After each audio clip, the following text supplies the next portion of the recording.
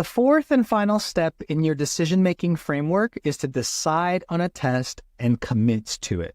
Now, this step is crucial because it marks the beginning of a focused and dedicated journey. So now, guys, now that you've gathered foundational knowledge, built experience with diagnostic exams, and had meaningful conversations, it's time to decide. Right? Remember that the SAT and ACT are considered equally across all schools that accept both tests. There is no test that is favored over the other. Right now, the most important idea that you must keep in mind is that this is your decision, no one else's. Don't make a decision because someone else said it was a good idea. And don't doubt yourself or change your mind, go back and forth because someone else said it was a dumb choice. Right? That person's opinion does not matter. The only people whose opinions matter is yours and your child's. Right? The only person you gotta believe is you. Right? You gotta own it. You gotta make it yours. Right? Remember that no one else can make you do anything. It's ultimately your choice. And there's great freedom and power in that. Now, of course, you can consider other people's opinions, but you must get to a place where you have absolute certainty that this is the right choice for you and your child. But what really helps here is to come up with a list of compelling reasons as to why the SAT or ACT is the right test for your child to take.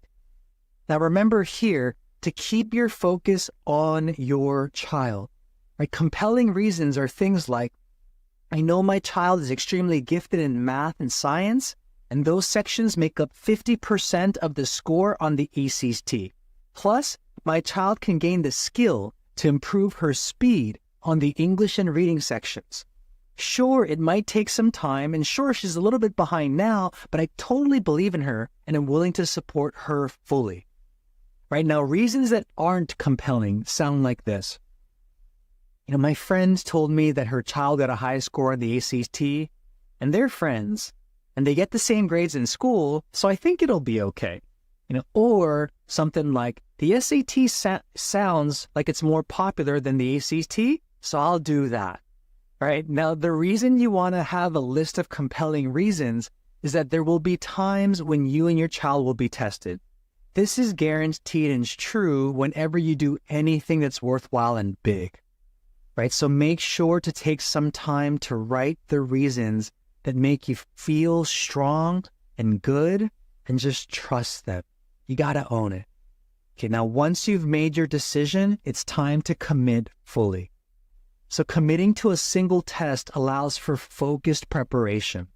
But remember, guys, that where your focus goes, your energy flows. Right? You must control and direct your focus to where you want it to go.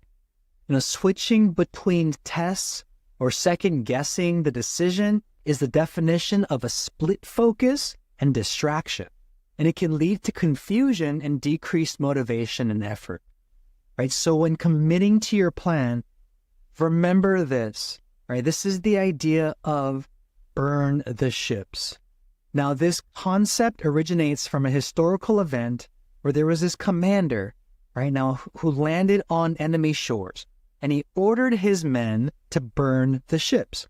This left the men with no option but to succeed or perish. So for your child's test prep, this means eliminating any thoughts of retreat or switching tests halfway through. Right? By fully committing to one test, your child can focus all of their energy on mastering that test without distractions or doubt. Right? It's really about creating this environment where the only path is forward, right? Towards improvement, success, and mastery. Now, as a parent, it's your job, you guys, to lead your child with certainty. Like, have faith and believe in your child and their ability to succeed. Now, if they don't succeed on the first test, it's okay. Don't get upset. Don't blame. Don't judge them or anyone else. This stuff is hard. Right? So instead, encourage them, support them, be solution-oriented and stay positive. Right? Also, don't hesitate to reach out for additional support if necessary. right? Whether it's enrolling in a prep course, right, hiring a tutor, or joining a study group, right? Having external support can really provide structure and motivation for your child.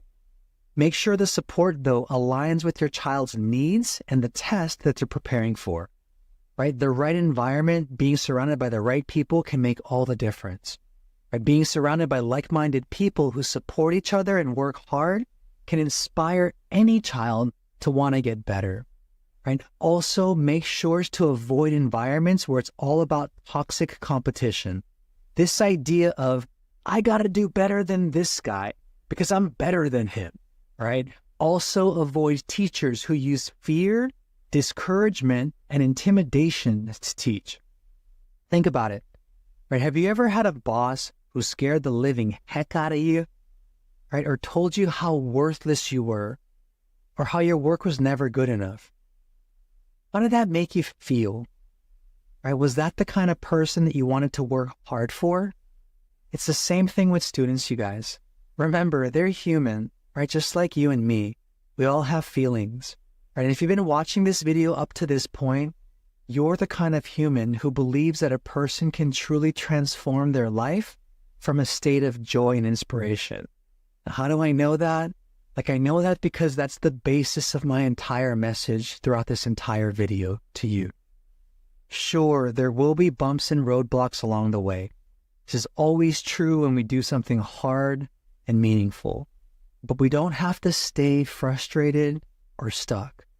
We can accept the situation for what it is, focus on a solution, learn to enjoy the process, put our heads down, and get back to work, right? Also, you guys, and this is finally, make sure to celebrate the small wins along the way.